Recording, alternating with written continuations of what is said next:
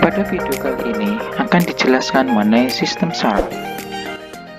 Nah, ada yang tahu apa itu saraf? Ya.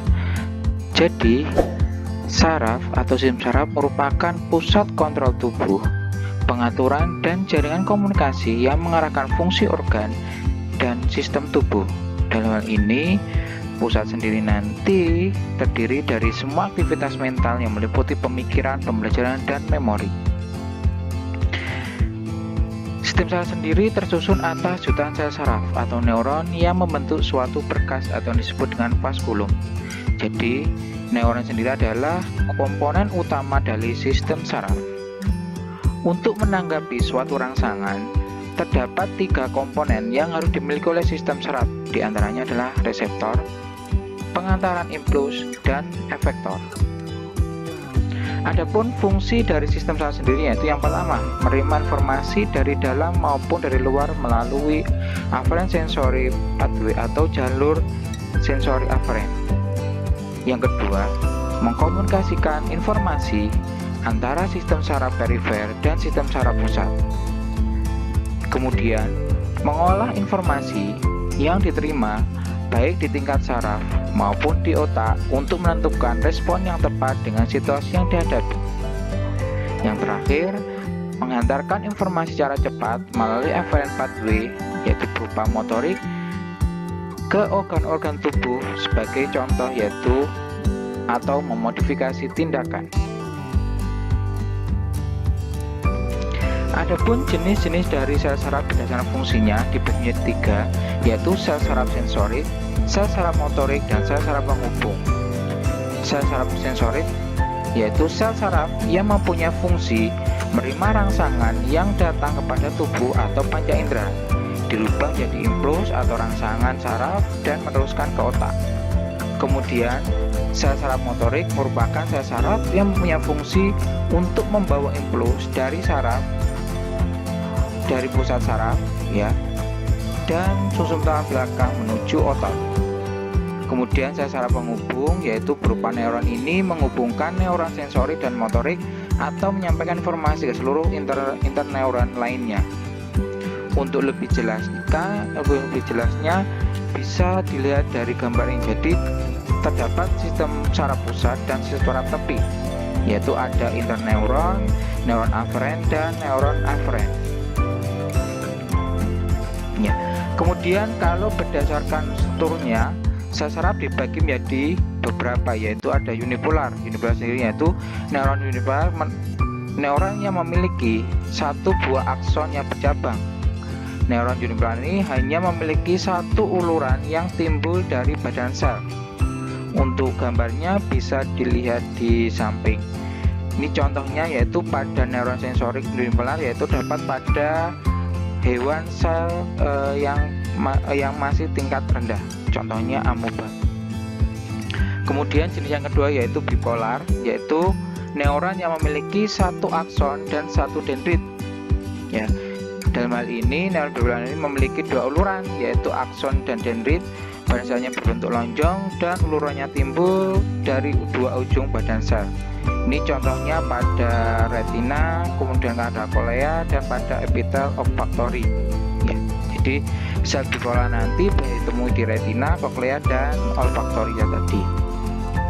Kemudian yang ketiga itu multipolar, yaitu neuron yang memiliki satu akson dan beberapa dendrit. Penyebaran dari multipolar ini nanti paling banyak terdapat di dalam tubuh dibandingkan dengan neuron unipolar maupun bipolar. Ini contohnya nanti terdapat pada neuron motorik yang keluar dari sumsum tulang belakang. Kemudian yang terakhir itu adalah piramidal, yaitu sel saraf piramidal yaitu berupa bentuk sel saraf yang memiliki banyak dendrit yang tersebar di bagian sel sarafnya. Ini umumnya nanti terdapat pada otak yang berperan sebagai interneuron dan juga membentuk berkas His atau Purkinje pada nodus sinoatrial pada jantung. Nah, untuk lebih jelasnya mengenai saraf motorik, neosensoris maupun neuron yaitu pada aktivitas saraf ini. Jadi apabila kita melihat minum, ya ini dilihat dengan ada mata, kemudian itu berupa rangsangan, dibawa oleh namanya neuron sensori, dibawa ke dalam otak, kemudian oleh antena neuron, kemudian disalurkan dengan saraf motorik sehingga nanti kita memperoleh tindakan berupa mengambil minuman kemudian kita minum. Untuk lebih jelasnya nanti akan dijelaskan pada video yang ada di belakang. Kemudian untuk pembagiannya nanti saraf dibagi menjadi dua, yaitu saraf pusat dan saraf tepi. Di saraf pusat nanti dibagi menjadi dua, otak dan sumsum tulang belakang. Kemudian untuk saraf tepi nanti ada saraf sadar dan saraf tidak sadar. Ya, ini adalah gambaran dari beberapa sistem saraf yang ada pada tubuh manusia. Ya, yang pertama yaitu sistem saraf pusat. Ini terdiri atas otak dan sumsum belakang yang berfungsi mengatur dan mengendalikan semua aktivitas tubuh. Ya, dalam hal ini sistem saraf nanti ini ada yang terdapat ada meninges atau selaput bening saraf ini terdiri dari perimeter, akronoid dan durameter. Yaitu perimeter nanti ada berupa lapisan dalam, ini biasanya berupa pembuluh darah, kemudian akrometer berupa lapisan tengah, dan durameter berupa lapisan luar berupa membran tebal atau fibrosa yang melapisi dari tengkorak. Kemudian untuk substansi pokoknya nanti ya pada sistem saraf pusat nanti berupa ada substansi kelabu dan substansi putih. Ini biasanya pada otak, yaitu berupa grisia dan alfa maupun apa ya. Grisia nanti kumpulan badan neuron yang terletak pada bagian luar. Kemudian kalau alfa nanti adalah kumpulan saraf itu sendiri. Kemudian pada otak nanti pada bagian kelabu nanti terletak bagian luar. Kemudian pada putih nanti terletak pada bagian dalam. Kemudian kalau pada sumsum tulang belakang nanti sebaliknya, yaitu putih nanti yang dia terletak pada bagian luar dan kelabu nanti yang terletak pada bagian dalam. Nah, ini adalah gambaran dari sistem saraf yang ada pada sistem saraf tepi, yaitu pada otak maupun pada sumsum tulang belakang. Ya. Kemudian yang selanjutnya itu adalah sistem saraf tepi nanti sendiri atau sistem perifer nanti berfungsi sebagai perantara komunikasi antara sistem saraf pusat dan seluruh bagian tubuh. Dalam hal ini sistem saraf perifer nanti berkomunikasi dengan seluruh bagian tubuh melalui saraf kepala atau cranial nervous dan spinal nervous atau saraf pada tulang belakang. Ya. Kemudian untuk saraf tepi nanti ini dibagi menjadi dua, yaitu yang pertama yaitu somatis. Saraf somatis nanti dibedakan menjadi dua, yaitu saraf kranial atau saraf otak nanti yang berasal dari otak yang berjumlah 12 pasang. Kemudian saraf spinal atau saraf sumsum tulang belakang nanti ini berasal dari sumsum tulang belakang yang berjumlah 31 pasang. Ya, ini adalah gambaran dari saraf somatik ya, baik yang ada di otak maupun di dalam sumsum tulang belakang, yang nantinya dia nanti akan mengkoordinasi beberapa organ. Ini contohnya nanti sensoris pada mata. Ini nanti dia dikoordinasi dengan saraf nomor 2 dan lain sebagainya.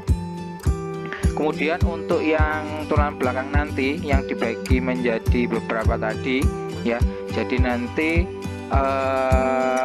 ada beberapa pembagian yang dimana nanti sistem saraf pada saraf tulang belakang nanti akan mengkoordinasi dari beberapa bagian dari tubuh kita. Kemudian yang kedua nanti adalah autonom.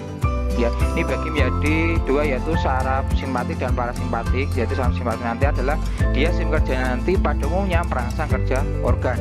Ini contohnya nanti adalah pengendalian derajat vasokonstriksi di kulit, kemudian yang menyebabkan pengendalian kecepatan pengeluaran keringat, kemudian pengendalian frekuensi denyut jantung, pengendalian tekanan darah, pengamatan sekresi dan gerakan gastrointestinal, dan juga meningkatkan metabolisme dari sel tersebut ya, dan contoh-contoh yang lainnya.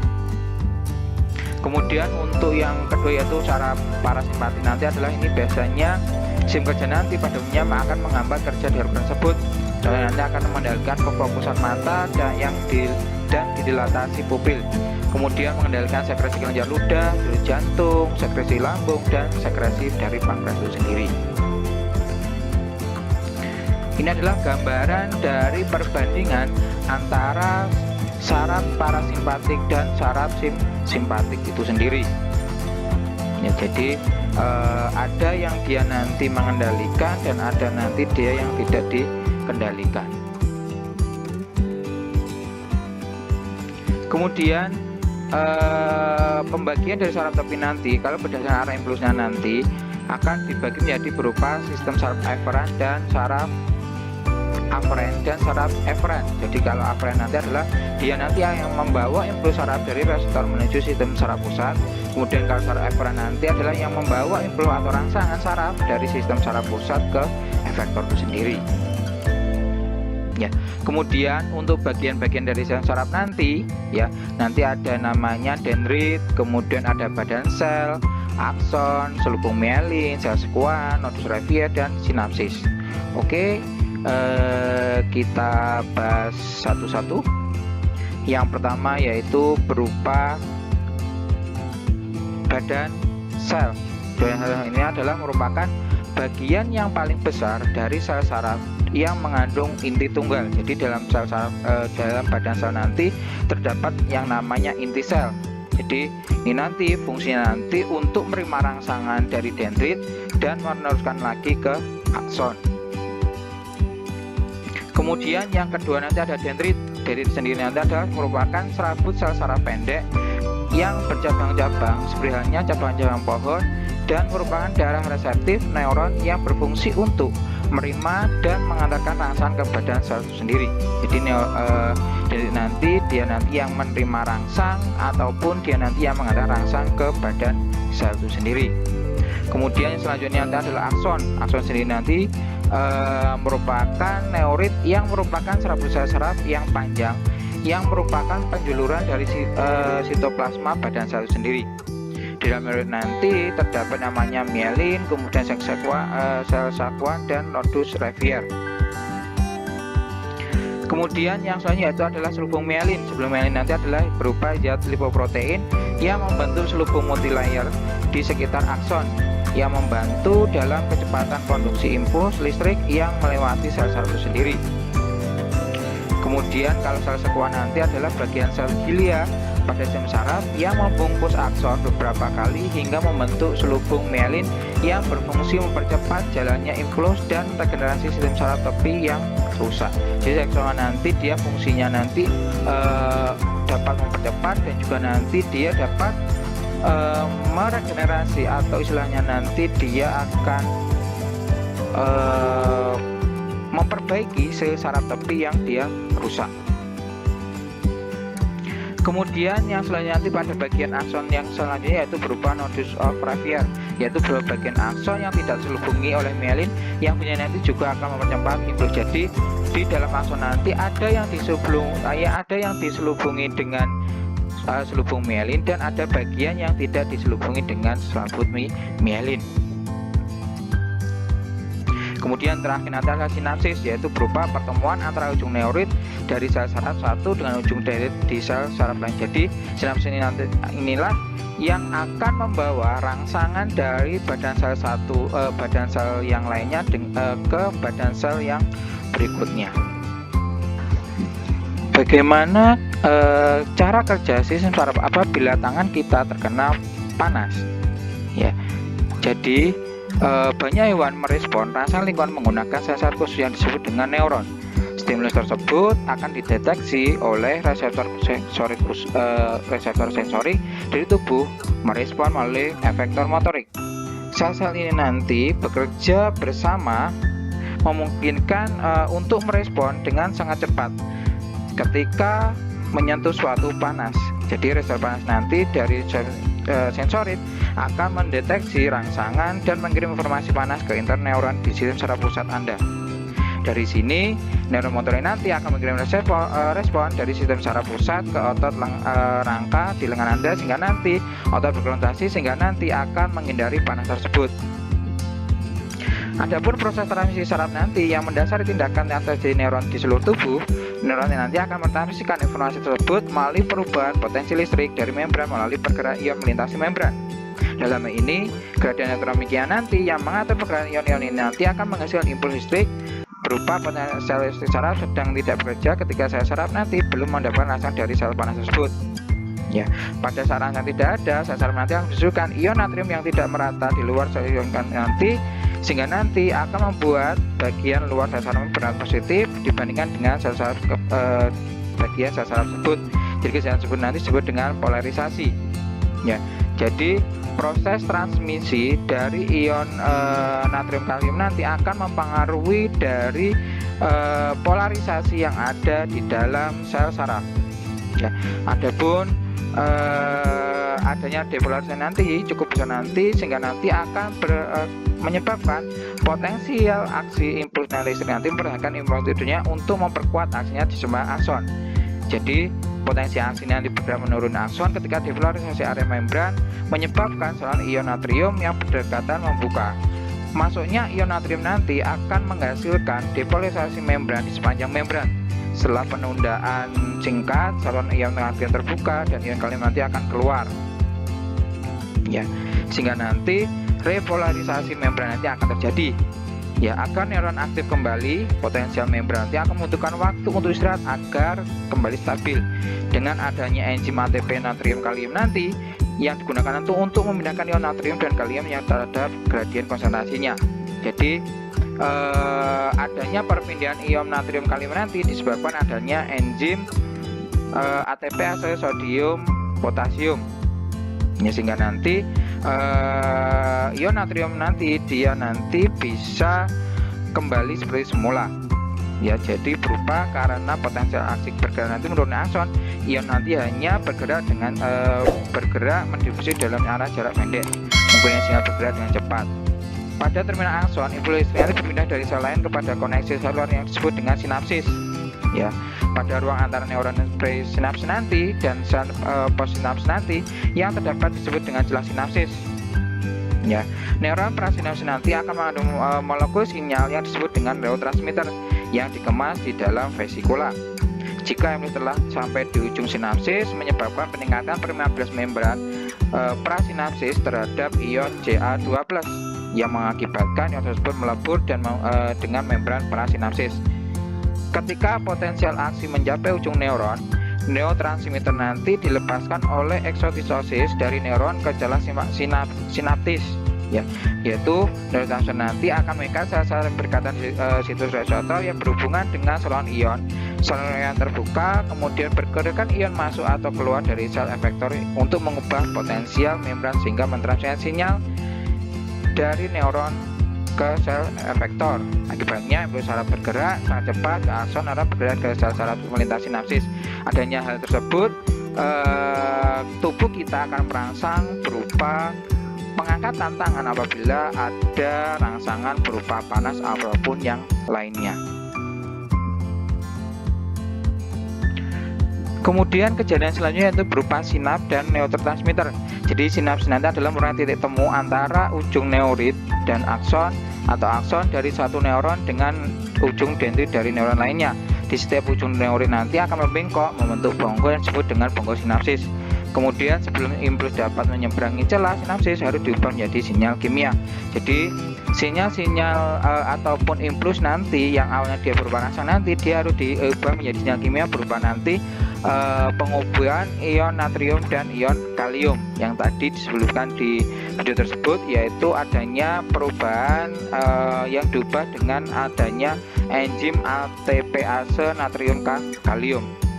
Jadi untuk mekanisme sinapsisnya nanti yaitu molekul dari neurotransmitter nanti akan disintesis dari backlusar dengan mengkatalis enzim tersebut, yaitu enzim ATPase natrium kalium. Kemudian molekul neurotransmitter nanti akan disimpan di dalam vesikel. Ya, jadi vesikel nanti akan menyimpan neurotransmitter nanti. Kemudian neurotransmitter nanti yang akan bocor dari vesikel nanti degradasi oleh enzim tersebut. Ya, kemudian adanya potensi ASI nanti menyebabkan vesikel bergabung dengan membran presinaps dan melepaskan neurotransmitter ke dalam vesikel. Ya, kemudian neurotransmitter nanti akan dilepaskan, akan berikatan dengan autoreseptor dan menghambat pelepasan neurotransmitter berikutnya. Kemudian langkah selanjutnya itu molekul neurotransmitter nanti yang akan dilepas nanti berikatan pada reseptor post sinapsis sendiri. Kemudian baru molekul neurotransmitter nanti yang dilepas nanti akan diaktifasi baik oleh uptake maupun degradasi dari enzimatik, sehingga nanti proses sinapsis atau proses pengantaran impuls nanti akan terjadi antara bagian sel saraf satu dengan bagian sel saraf yang lainnya.